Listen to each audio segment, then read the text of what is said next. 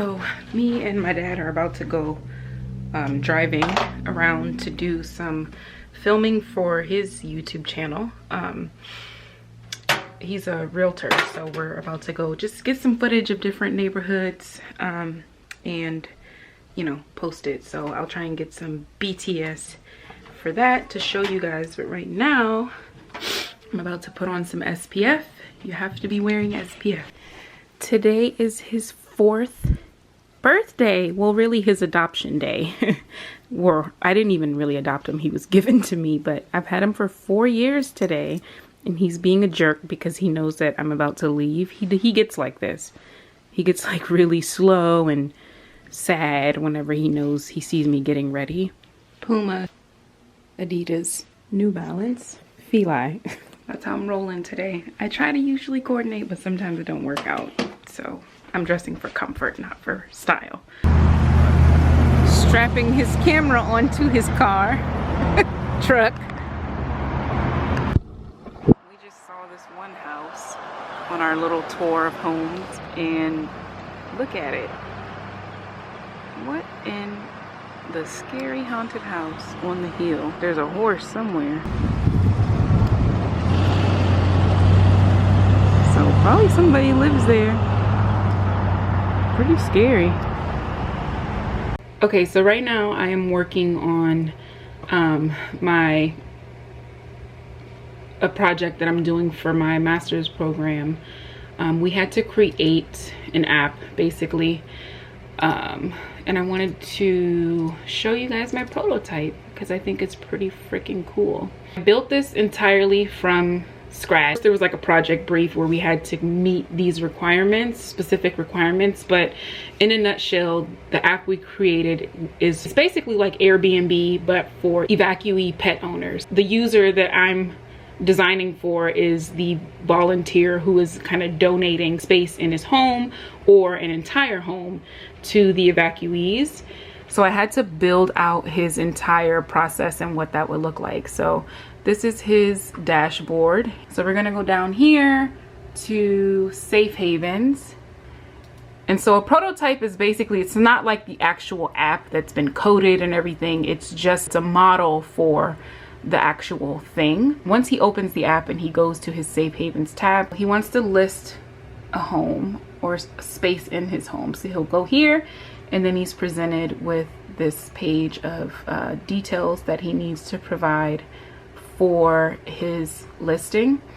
So basically he'll tap through different things, whatever, it's automatically filled it in just for the sake of the prototype. And then he comes down here and continues on. This is where he adds his photos. So he would ideally tap the plus sign, be taken to his camera roll where he can then tap additional photos and add them to his listing.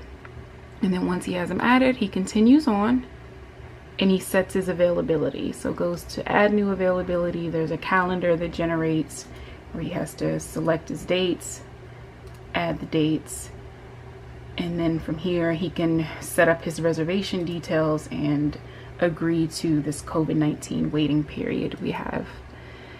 And this is his final review where he will kind of like look through everything, make sure that it looks right, and confirm it. And so once it's confirmed, he gets a little notification that it's been listed, and he can share it to his Twitter.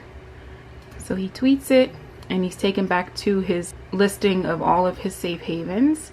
He can slide these, of course, to edit the way most Apple interactions happen when you see lines like this.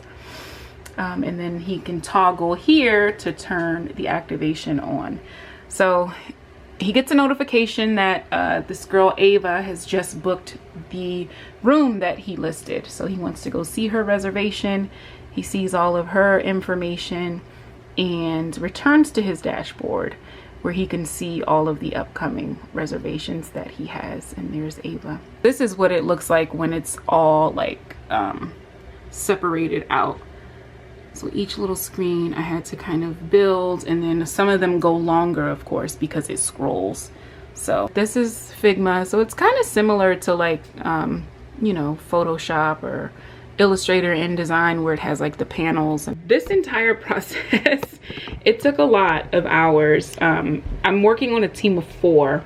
My responsibility for the last couple weeks has been to build this prototype. It's been pretty cool, but Figma is something that I had to kind of teach myself. I did one of the LinkedIn learning courses that took maybe like 2 hours, and then from there I just kind of started playing around in it. But that's always kind of been how I've learned stuff. Like, I have my bachelor's degree in graphic design, so I'm familiar with, you know, the Adobe Creative Suite, majority of it, but it just comes from playing around in it and trial and error, really. So yeah, I'm very proud. This is not the first time I've built like a prototype like this, but it's I feel like the best one I've done so far. So I'm excited.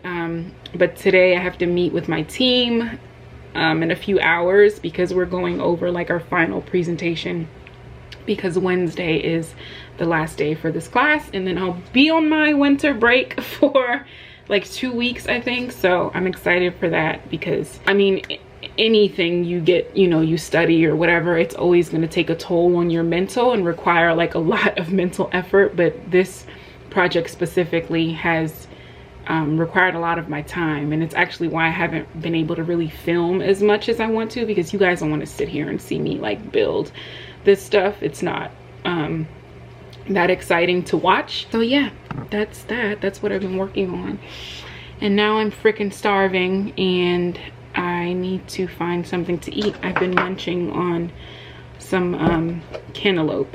I had to freaking order a external hard drive. So this is an 8 terabyte hard drive, because I've been editing off of this right here, and it is 1 terabyte, but it got filled up so quickly just with the 4 I think 4 vlogs that I've posted in the last couple days. Like, it's already full. So I was like, let me just go ahead and upgrade to like a bigger external drive, because I'm committed to uploading more content, and I know I'm gonna need the actual space for that. So something to keep in mind if you're trying to do YouTube. Like, not only, you know, do you have to have a nice camera, you know, even whether it's your iPhone or a regular like point and shoot, you also have to have like the computer hardware to get the job done, right? So something to just keep in mind. My iMac has, I think, like a terabyte of space too, but some of these like Final Cut Pro files are so huge that as soon as I open it, like, the computer starts running slow because it's maxed out the storage. So anyway, y'all, I'll stop blabbering now and I'll see you guys soon.